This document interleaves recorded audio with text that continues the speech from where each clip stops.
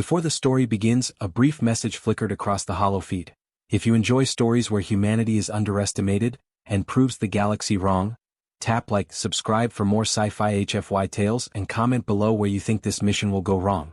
Trust me, it will. The contract appeared on the Mercenaries slate with the blunt finality of a death sentence. No negotiations. No clarifications. Only a priority seal from the syndicated war brokers and a payout large enough to bankrupt a mid-tier star nation. The target was a frontier world catalogued as Kepri 9, a planet officially classified as non-strategic, undeveloped, and biologically volatile. That last word gave the veterans pause, but none of them declined. They never did. Vrax Kale studied the projection in silence. As squad leader of the Ashen Claw, he had hunted apex species across 9 systems, broken planetary rebellions, and survived kill zones where gravity itself failed. The briefing made no mention of armies, fortresses, or rival factions. Instead, it displayed a single life sign marker pulsing calmly at the center of a red exclusion halo. Human, one of the others clicked in amusement. Protected species, another added, mandibles flexing.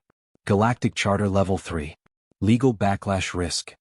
Kale dismissed their chatter with a raised claw. He had fought beside humans before, effective, fragile, loud. They bled easily and died often, which was why their empires preferred treaties to conquest. The charter marked them as culturally valuable and militarily inconvenient, not dangerous. Still, the exclusion halo bothered him. It spanned nearly half the continent and was not generated by infrastructure or technology. Sensors indicated the zone was empty. Too empty. Large lifeforms registered briefly, then vanished from scans as if fleeing in all directions. What's the threat designation? Kale asked. The shipmind responded without inflection. Unclassified predator presence. Origin, unknown. Kill authorization granted. Advisory, terminate signal source first. Kale's eyes narrowed. Signal source. Not command node. Not beacon. Signal. They made planetfall at dusk, atmospheric dust burning orange around their descent craft. Kepri 9 smelled wrong. Kale couldn't have described it in any language the others would understand, only that the air carried a pressure that settled into the chest, as if the world itself was holding its breath. The human walked alone across a plain of blackened stone, boots crunching with deliberate noise. He wore no armor, only a weather-beaten coat and a compact pack slung over one shoulder. His hands were bare. No visible weapons. Dark hair threaded with gray, sharp eyes scanning the horizon as if measuring distances no map could show. The mercenaries fanned out automatically, cloaks bending light and sound. Target acquisition was effortless. The human did not hurry when their reticles locked on his spine. If anything, his pace slowed as though he'd felt something change in the air. Kale watched carefully. Prey always showed signs: tension, acceleration, panic. The human showed none. His heart rate, fed through biometric capture, remained steady. Each step landed with quiet confidence, and with every step, long-range sensors spiked with interference pulses that faded seconds later. "You see that?" whispered one of the gunners. "Yes," Kale answered. "Hold fire." The human stopped walking. For a moment nothing happened. Wind slid across the flatlands, carrying dust and the distant echo of something vast shifting beneath the soil. The mercenaries' claws tightened on triggers. Then the human spoke, his voice carrying without amplification. "You shouldn't have followed me past the line." Kale blinked. The man was not facing them, yet his words aligned precisely with the squad's position. "You're trespassing on a quiet world," the human continued. "I recommend you leave while it's still quiet." Laughter crackled over the private channel. But Kale did not join it. His visor lit with warning glyphs as seismic readings spiked, deep, rhythmic tremors far below the crust. Not an earthquake. A pulse. "What are you?" Kale demanded, breaking protocol. The human turned slowly. His eyes met Kale's visor with unsettling accuracy. "I'm the reason this planet is still here." A low sound rolled across the plains, not heard so much as felt. The air thickened, pressing against armor seams. Distant hills shifted, reshaping themselves as something massive adjusted position beneath them. The mercenaries' threat display erupted into cascading errors. Life signs bloomed and vanished too quickly to tag. Shadowed outlines teased the edge of perception, vast and angular. "Commander," the shipmind warned from orbit, strained for the first time since activation. Long-range biosignatures emerging. Classification failure. Advisory. The warning cut off in a burst of static. The human exhaled slowly as if disappointed. He reached into his coat and withdrew a small, unremarkable device, smooth, dark, and old. Ancient even. I didn't signal for help, he said quietly. I stopped holding it back. Cale felt, for the first time in centuries of war, the instinct he had spent a lifetime suppressing. Not caution. Not tactical withdrawal. Fear. Beneath their feet, the world answered its warden. Vrax Cale reasserted control the way predators always did when startled, by advancing. Fear was data, nothing more, and data could be gamed. He signaled his team to tighten the net, shifting positions with professional precision, cloaks recalibrating to mask the nervous microbursts in their movements. The human stood at the center of it all, unarmored and still, as if the presence of unseen guns no longer mattered. Signal interference origin confirmed, one of the tech specialists murmured. It's syncing to the target's biometrics. Cale frowned. Explain. I can't. The fluctuations match his respiration cycle. When he inhales, sensors degrade. When he exhales, they stabilize. The human began walking again, unhurried, boots scraping stone. The sound should have been absurdly loud in a contested zone, yet it cut through the oppressive silence with a rhythm that made Cale uneasy. Each step seemed to push back against the landscape rather than settle into it. The ground trembled in shallow, almost polite acknowledgments. Cale advanced in parallel, matching distance. Human, he called, voice projected cleanly. You are in violation of a sanctioned extermination zone. Identify yourself and kneel. The man didn't stop. I already identified myself, he replied. You just didn't understand the language. What language is that? Responsibility. Cale signaled the nearest hunter. A restraint bolt snapped from the shadows, calibrated to paralyze without lethal trauma, legally permissible under charter exceptions. It struck the human square in the shoulder, and shattered into motes of light, energy dispersing like mist. No shield registered. The hunter swore, instinctively firing again. The second bolt vanished before it reached its target. Cale's threat display chimed once, then went dark. The human finally halted and tilted his head back, eyes closing for a beat. When he spoke again, his voice was quieter and for the first time tired. You really should listen when a man tells you to leave. Cale dropped stealth and stepped into the open. His towering frame cast a jagged shadow across the black stone as weapons armed behind him. You are not the mission, he said. You are the mistake standing on it. That earned him a thin smile. I was born for this assignment, the human replied. Assigned before your species learned to tame fire. The air pressure dropped abruptly. Cale's joints protested as the world seemed to lean inward. Long-range optics flickered back online long enough to show something enormous shifting beneath the horizon, distorting topology like a slow ripple in water. One mercenary stumbled as the ground rose an inch beneath him, then settled again as if testing weight. What is down there? Cale demanded. The human opened his eyes. They reflected no fear, only vigilance. A man watching a door he'd been guarding his whole life. Sleeping, he said. Because I asked it to. Static burst across comms. One of the flanking units screamed, then went silent mid-transmission. No visual feed. No death confirmation. Just absence. Cale's pulse spiked. He motioned for a tactical withdrawal, but the terrain refused to cooperate. The plane behind them warped subtly, distances stretching, angles skewing. Paths that had been clear seconds earlier now looped back on themselves. The planet was rearranging its answers. You're lying, Cale growled. Nothing sleeps forever. No, the human agreed. That's why I stay awake. Another tremor rolled through the crust, stronger this time. Dust spiraled upward in slow columns, hanging unnaturally in the air. Massive impressions formed on the stone, larger than any beast Cale had catalogued, yet no body emerged to claim them. The threat wasn't revealing itself. It was listening. The human reached into his coat. Every gun in the squad snapped to full charge. Don't, Cale said, the word sharper than he intended. The man paused, glancing back over his shoulder. If I wanted you dead, he said evenly, you wouldn't be arguing with me. From the coat came a small device, smooth and dark with no visible interface. It looked insignificant in his hand, almost mundane. Yet the moment it touched open air, every mercenary's instincts screamed at once. Predator awareness, honed across generations, flared into full panic.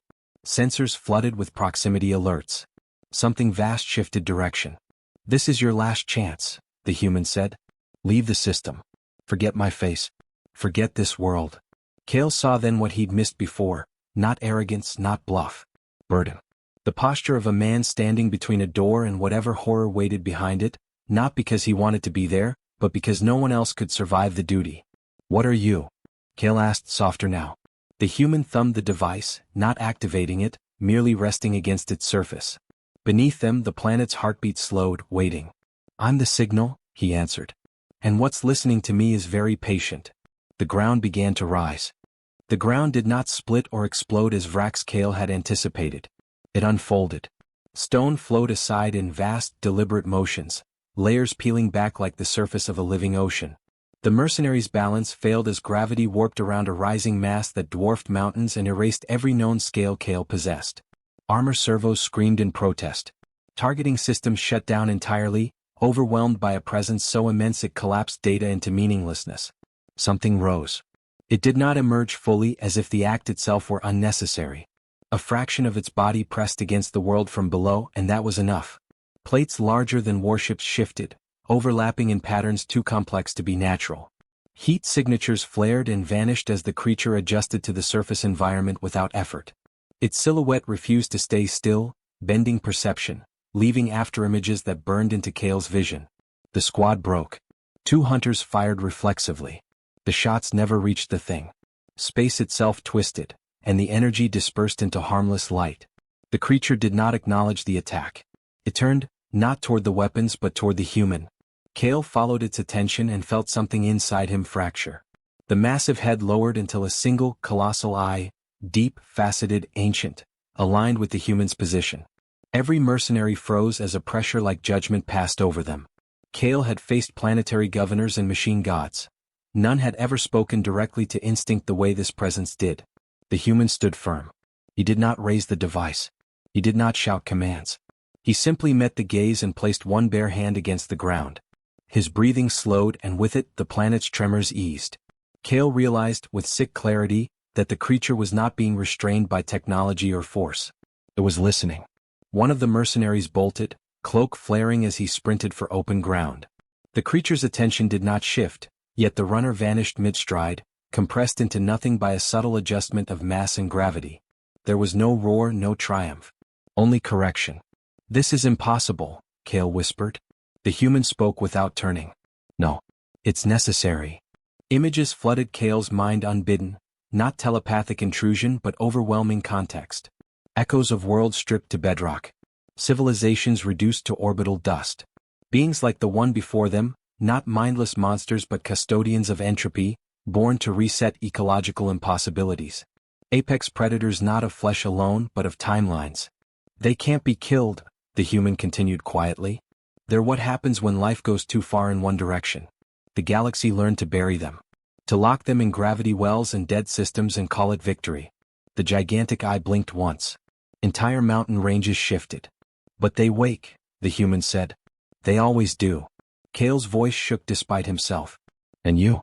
The human finally turned. Up close, his face showed the lines of a man worn by decades of vigilance, eyes alert but deeply tired. "We listen for them. We find habitable worlds they won't tear apart by accident. And we stay." A mercenary fell to his knees, armor clattering. "That thing could erase fleets," he breathed. "Why obey you?" The human's lips curved faintly. "Obey isn't the right word." He lifted the device not toward the creature but slightly away, loosening his grip. The ground pulsed, warning sharp and immediate. The massive eye tracked the movement with laser focus. "I don't command it," he said. "I negotiate its sleep." Kale understood then. The contract language, the exclusion halo, the classification failure. Humans weren't protected because they were weak. They were protected because removing them was catastrophic. This planet, the human went on, was selected because it could withstand brief movement. Thick crust. Low population probability. "I've been here 27 years. Kale stared. "Alone?" The human nodded once. "Mostly." Another mercenary screamed as the ground beneath him inverted, swallowing him whole. Panic surged through the remaining squad, raw and uncontainable. "Tell it to stop." Kale roared, dropping his weapon. "It will stop," the human replied. "When you're gone." Kale signaled his remaining forces, abandoning all pretense of cohesion. Retreat was no longer tactical, it was survival. One by one, his hunters fell, not hunted so much as removed, erased from relevance by a being that spent no effort on brutality. The human watched it all with measured sorrow. At last, only Kale remained standing. The creature loomed, vast beyond comprehension, its attention divided between the lone mercenary and the man who anchored its restraint. "If I leave," Kale said hoarsely, "others will come. They always do. Then why stay?" The human knelt and pressed his palm to the earth once more. The world quieted. The creature began to sink, stone folding over it like water over a descending star. "Because if I don't," the human said, "it listens to something else." The surface sealed. The pressure lifted. Silence returned to Kepri 9. Kale fled into orbit carrying a truth heavier than any weapon. The human had never been the bait. He had been the leash. The Ashen Claw's sole surviving craft tore free of Kepri 9's gravity well with engines screaming at unsafe thresholds. Vrax Kale did not look back. He stood rigid in the cockpit, claws clenched around an inert console, replaying the last image burned into his mind. The human kneeling, palm on the soil, calmly closing a door that should never have existed. Orbit brought no relief. Long-range sensors continued to misbehave, phantom masses blooming and collapsing around the planet as though something vast still shifted beneath the crust. Kale ordered a blind jump the moment the drives recharged. He wanted distance, not precision. The jump slipped. Not a catastrophic failure, but a hesitation, a stutter in spacetime that dumped the ship light seconds short of their intended vector. Warning tones howled. External feeds flared to life unbidden. Kepri 9 filled the viewport. The planet was changing. Continents buckled and resettled with impossible grace. Plates realigned as if accommodating something turning in its sleep. Kale watched a mountain range flatten, not violently but carefully as though pressed down by a cautious hand.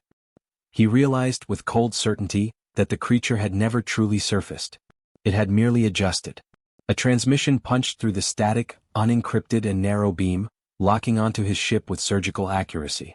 Kale recognized the frequency before the signal even resolved. The human's voice filled the cockpit. "You didn't leave the system." Kale sagged against his harness. "You said to go." "I said to forget," the human replied. "You're still listening." Kale swallowed. "My jump misfired." "That wasn't the jump." Silence stretched, dense and loaded. "Why are you speaking to me?" Kale demanded. "You could let it wake. Let it finish us."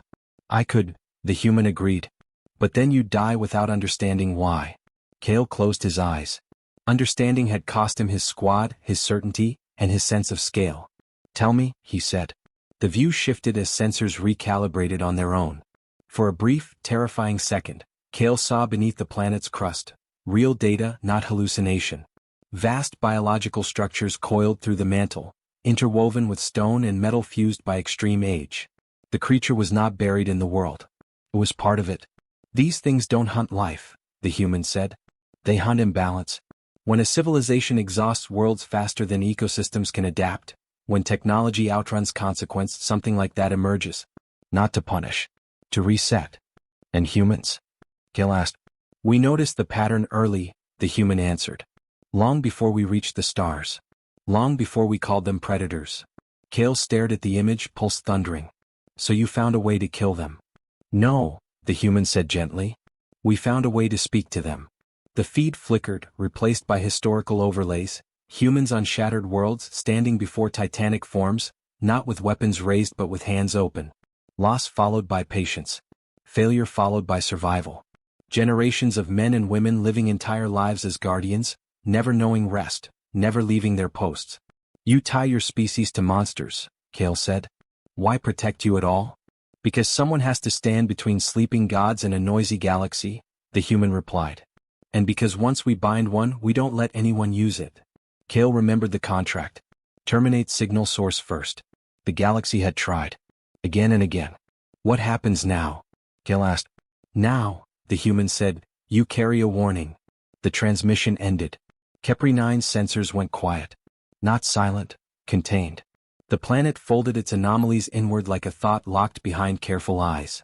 In moments, it was just another dead world on a chart. Kale's ship finally completed its jump. He emerged in neutral space, automated distress protocols broadcasting without his conscious command. A patrol responded within hours. Kale submitted without resistance, answered no questions but one. "What did you see?" the interrogator asked. Kale lifted his gaze, eyes hollow. "A man holding back an ending," His testimony reached the Galactic Council within days. Emergency sessions convened. Legal scholars argued over definitions that suddenly felt small and outdated. Protected species. Hazard zones. None of it fit. Kale watched from confinement as a single order propagated through the networks, reclassification pending. Human proximity flagged as non-negotiable anomaly. Engagement protocols suspended indefinitely. News feeds scrambled for language. Analysts failed to explain why entire mercenary guilds quietly purged contracts involving humans. Why exploration crews altered flight paths to avoid lone Terran life signs on empty worlds. On Kepri 9, the human stood as he always did at dawn's edge, monitoring seismic rhythms and stellar drift. The night had been restless.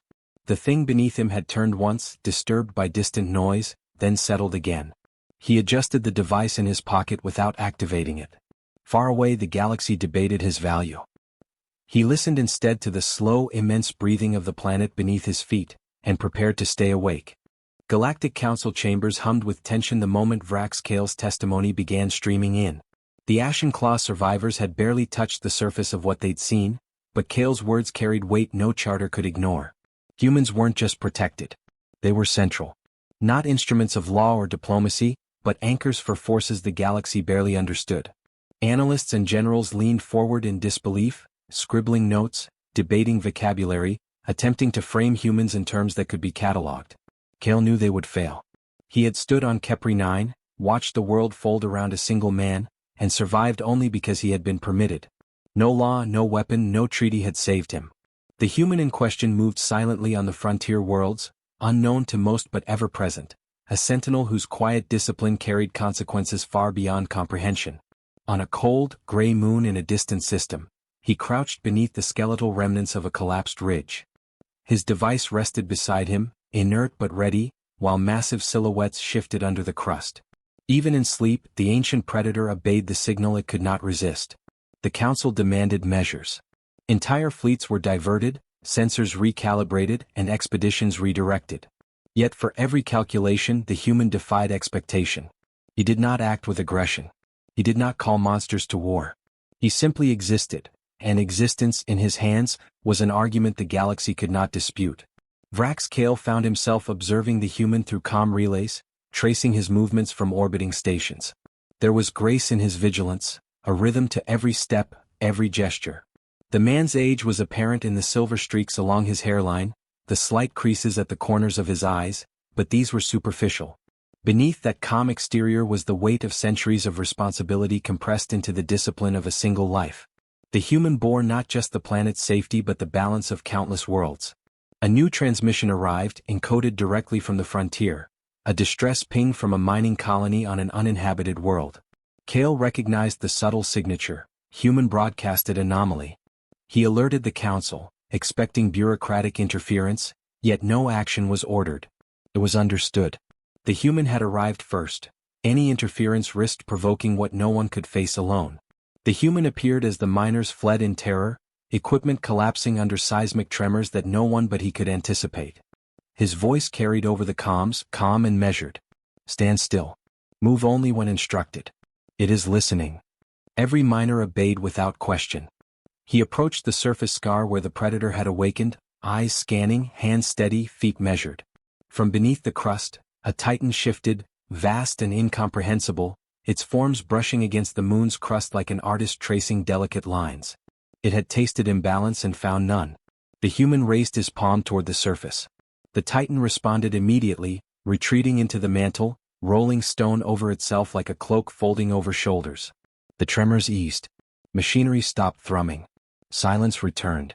Kale watched, riveted.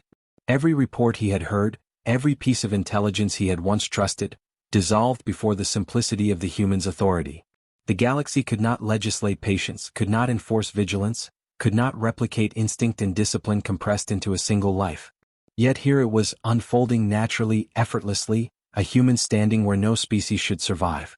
The miners stared, mouths open, eyes wide. One asked, trembling, "Why isn't it attacking you?" The human looked at them, voice calm but firm. "Because I ask it not to. It listens to me not out of fear but respect. You should learn the same lesson." Kale felt a strange relief mixed with dread. Relief because no one else had to die today. Dread because the galaxy would continue to push, probe, and misunderstand. Humans were not tools, not soldiers, not negotiators. They were regulators of forces beyond comprehension. If misjudged, catastrophe would follow. He realized, finally, why the Council's emergency session had ended abruptly. The argument had become unnecessary. Laws were irrelevant. Fleets were irrelevant. Humans existed in a category the galaxy had yet to name. Kale understood now that protection was a misnomer. Humans were containment. Guardians. Anchors. The human turned from the miners, scanning the horizon with eyes that had seen decades of solitude, silence, and responsibility. He collected the device and slipped it into his coat, moving away without a backward glance. The Titan remained beneath the ground, dormant once more, and the world exhaled the tension it had held for centuries. Kale's voice, trembling despite years of battle, broke over comms. "How do you do this? Why do you stay?" The human's answer was quiet, but it carried the weight of inevitability. "Because someone must. Because if I do not, nothing else will. The galaxy sleeps because I am awake. It sleeps because I stand watch." And with that, he vanished into the horizon, another lone figure walking calmly across an empty world, leaving Kale and the Council to grasp the implications they would never fully understand. The Titan remained beneath, patient and obedient, a silent testament to the scale of human responsibility. Vrax Kale finally exhaled. Fear had transformed into awe, awe into humility.